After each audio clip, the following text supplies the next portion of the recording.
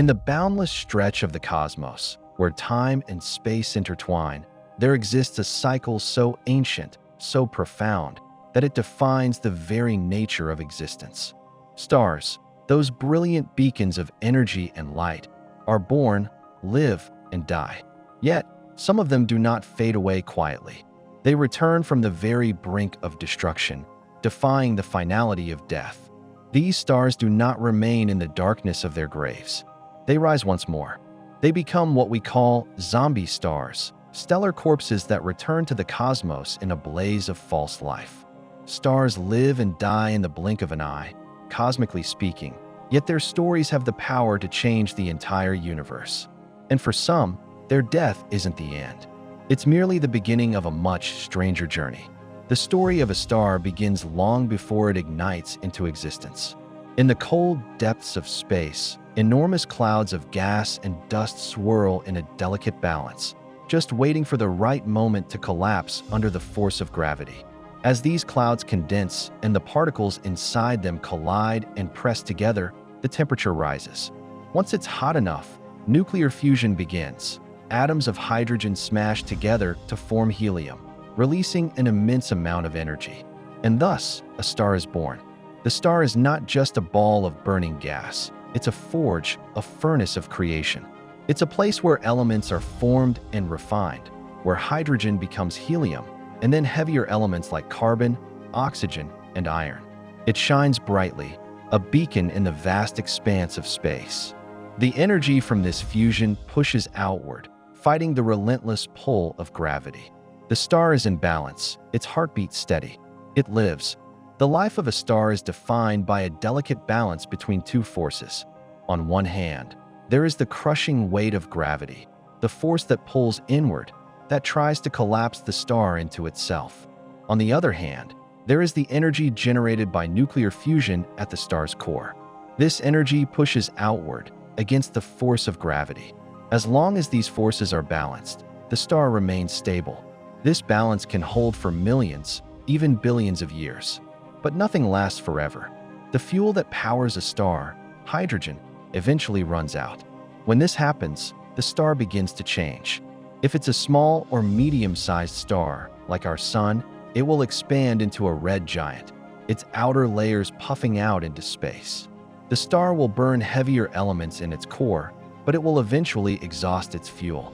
For large stars, their fates are far more violent. They burn through their fuel much more quickly, and the end of their lives is nothing short of catastrophic. The larger the star, the more dramatic the final act. For most stars like our Sun, the end is relatively calm. Once a star has exhausted its core hydrogen, it becomes a red giant, swelling to enormous proportions. It sheds its outer layers into space, creating colorful, glowing nebulae, some of the most beautiful objects in the universe. What's left behind is a white dwarf, a dense, Earth-sized remnant of the star's core. This white dwarf no longer has the energy to burn fuel, and it cools slowly over billions of years. It's a dying ember, quietly fading into the vastness of space. But for stars much more massive than the Sun, the story takes a different turn. When they run out of fuel, their cores collapse inward, triggering a cataclysmic explosion known as a supernova. The outer layers of the star are blown off in a massive explosion, while the core may collapse into a neutron star or even a black hole, some of the densest objects in the universe. These explosions release so much energy that they outshine entire galaxies, briefly becoming the brightest objects in the sky. In a binary system, where two stars orbit one another, white dwarfs can steal material from their companion stars. The white dwarf pulls gas and dust from the outer layers of its companion, feeding itself like a parasite. As this material falls onto the white dwarf's surface, it compresses, increasing in temperature and pressure. Eventually, the conditions become just right for nuclear fusion to reignite on the surface of the white dwarf. This sudden ignition causes the star to flare up in a nova, a brief, explosive burst of light. Unlike a supernova, which destroys the star, a nova merely reignites the white dwarf's surface. It's as if the star has risen from the dead, temporarily bursting back into life, only to return to its dormant state once the fusion burns itself out. These novae can happen multiple times, as long as the white dwarf keeps feeding on the material from its companion star. The white dwarf, once thought to be dead, becomes a zombie, a star that dies and is reborn in a never-ending cycle. But there's a limit to this process. Over time, the white dwarf will accumulate more and more mass. If it reaches a critical mass, about 1.4 times the mass of the Sun, the star's internal pressure can no longer withstand the force of gravity. The star collapses, and instead of a gentle fade into obscurity, it explodes in a massive, unstoppable event, a Type Ia supernova. Type Ia supernovae are among the most dramatic events in the universe. These explosions are incredibly powerful, releasing an enormous amount of energy in a fraction of a second. The blast obliterates the white dwarf, leaving no remnants, no neutron star, no black hole, just a rapidly expanding cloud of gas and dust. These explosions are so bright that they can outshine entire galaxies for a brief period. Despite the destruction, these supernovae play an essential role in the life cycle of the universe.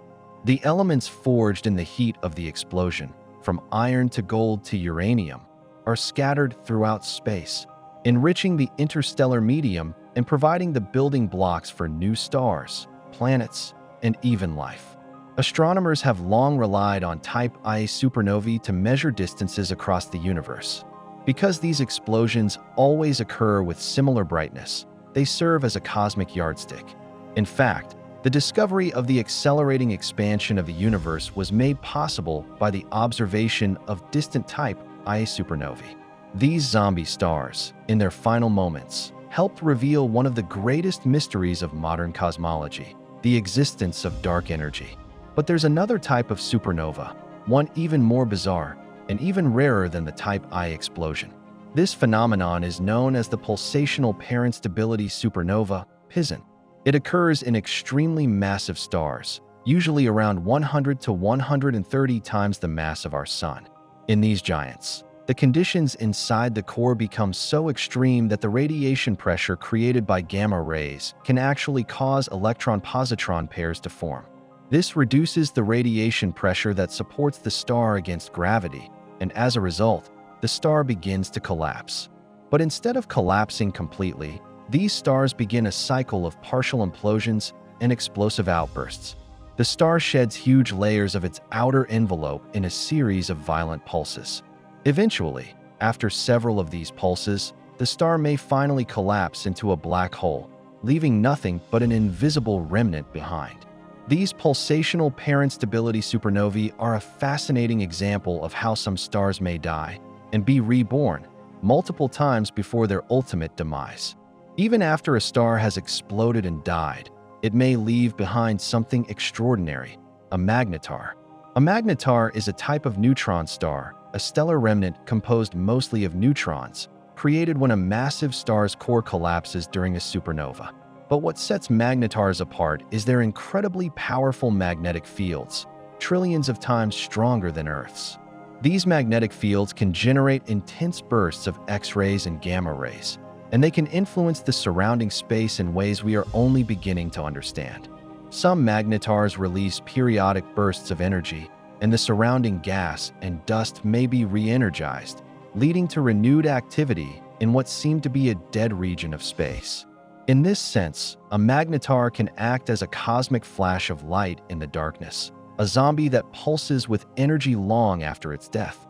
What we are witnessing with these zombie stars is not just the cycle of life and death in its most basic form. It's the story of how the universe constantly reinvents itself. These stars don't simply die and fade away. They defy the very concept of finality, returning to life in bursts of brilliance and destruction. Each time they flare to life, they leave behind something new, the raw materials for future generations of stars, planets, and life itself. Without these explosive deaths, there would be no heavy elements in the universe, no gold, no iron, no life as we know it.